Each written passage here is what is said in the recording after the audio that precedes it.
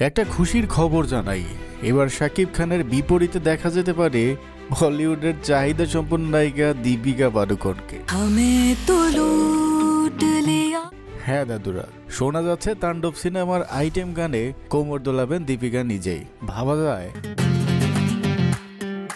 শাকিব খানের সঙ্গে দীপিকা একসাথে ডান্স করলে সেটা যে পুরো ইতিহাস কাঁপাই দেবে তা একদম শিওর।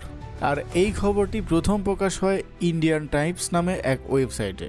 সেখানে ভারতীয় দর্শকরা কমেন্ট করে জানায় তারা দীপিকা আর শাকিবকে একসাথে দেখতে চায়। এমনকি একটা পোস্টে ভোটও পড়ে প্রায় 25 কোটি। সবাই বলছে এই খবর নিশ্চয়ই কোনো পরিচালকের নজরে আসবেই।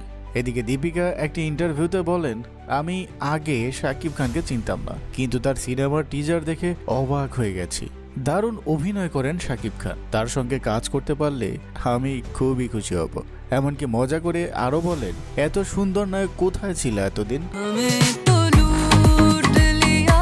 তো দর্শক, আপনি কি চান শাকিব খান আর দীপিকা একসঙ্গে স্ক্রিন শেয়ার করুক? নিচে কমেন্টে জানাতে ভুলবেন না। আর দাদুর চ্যানেলে এই প্রথম ভিজিট করে থাকলে অবশ্যই চ্যানেলটি সাবস্ক্রাইব করে রাখবেন।